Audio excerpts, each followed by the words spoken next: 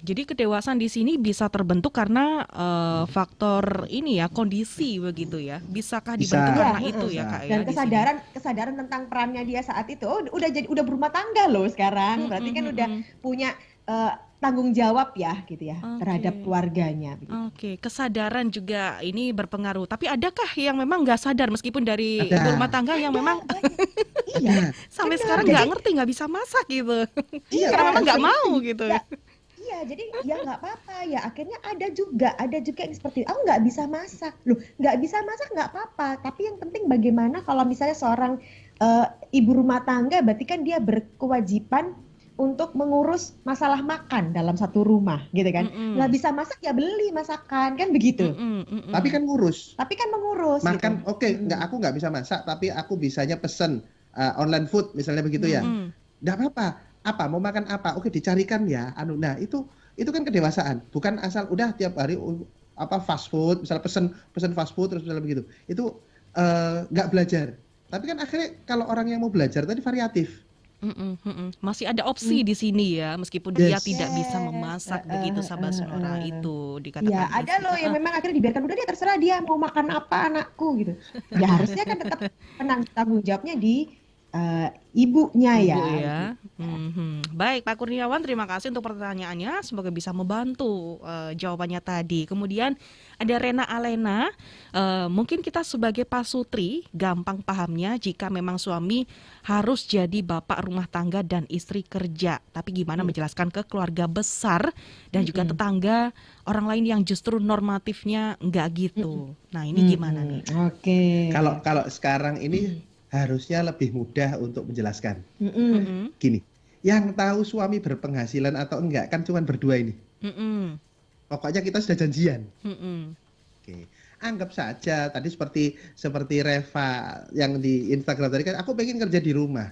Nah, sekarang fenomena kerja di rumah itu kan sudah Hits hits dan Hits orang ya. sudah lebih paham. udah Aha, lebih. aha. Kalau zaman dulu mungkin 5-10 tahun lalu itu adalah hal aneh. Uh-uh.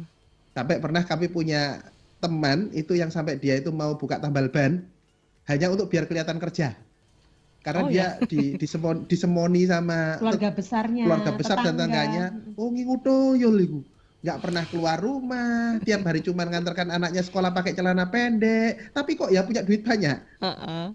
Nah, zaman dulu kan orang nggak paham bahwa Uh-huh. kerja online itu bisa menghasilkan. Uh-huh. Padahal nggak tahu Nah, dia melakukan investasi mungkin dan Ya, sebagainya dia gitu kebetulan ya, kerjanya menghasilkan uang ya. online gitu ya. Jadi. Oh. nah kalau bagi Mbak Edi sebenarnya lebih gampang ceritain aja. Ya suamiku lagi ada bisnis online kerjanya di rumah mau gimana? Nah, Apalagi sekarang itu kan zamannya online ke lebih digital mudah Nah, dipahami. gitu kalau sekarang ya. sih akhirnya lebih mudah ya. Memang itu Mm-mm. butuh proses, Mm-mm. butuh proses ya. Kita mungkin bisa menjelaskan ke satu dua orang, tapi kan juga nggak bisa semua. Terkadang ada orang yang memang paham, ada orang yang memang nggak mau tahu ya. Pokoknya Mm-mm. nggak asik aja kamu, karena dia selalu Mm-mm. melihat tentang dirinya. Kok aku nggak, kok kamu gitu kan Aha. gitu. Jadi sebetulnya balik lagi adalah tentang bagaimana suami dan istri ini saling menguatkan. Mm-mm. Gitu ya. Jadi yuk nanti apapun yang dibicarakan sama keluarga besar, sama tetangga, yuk kita janjian senyum aja ya. Mm-mm. Mm-mm. Udah gitu aja. Misalnya dari keluarga, yang ngomongnya kerja online, aslinya tuh nganggur. Misalnya gitu ya.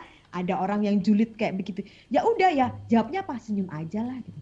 Mhm. Karena sekali lagi kalau kita perhatiin orang-orang itu jangankan masalah ini, sudah bener pun ya masih diomongin. Iya, betul, betul, Mm-mm. betul. Saya juga heran ya dengan orang zaman sekarang itu seperti itu. Mau salah, mau benar kerjaannya tetap jadi bahan omongan. Ini ya yang tidak bisa kita hindarkan. Tapi yang pasti ya sudah ini aja ya, diberikan senyuman aja begitu ya. Udah Yes, cukup kembali begitu. lagi akhirnya Uh-uh. mengingatkan bahwa yuk fokusnya ke keluarga. Udah, fokusnya ke Mm-mm. keluarga. Mm-mm. Bagaimana keluarga ini akhirnya bisa bertahan, kehidupannya jauh lebih baik. Udah, fokusnya ke situ aja. Bukan Oke. fokus ke omongan orang, omongan keluarga besar atau apapun yang ada di luar sana. Fokusnya adalah di dalam keluarga untuk kebahagiaan. Oke, ini ada pertanyaan juga ya dari WhatsApp. Ini cukup serius nih kasusnya juga. Selamat pagi, dia tidak menyebutkan namanya. Ketika ada istri minta cerai karena suami bangkrut, bagaimana sikap suami sebaiknya? Apakah mengabulkan permintaan istri? Kalau jadi berpisah, anak-anak sebaiknya ikut siapa? Terima kasih. Oke. Kamu Karena tadi dulu. karena serius, jadi kita jawabnya jadi agak-agak nggak gini. Oke, ini Oke, kan kita silakan. tidak tahu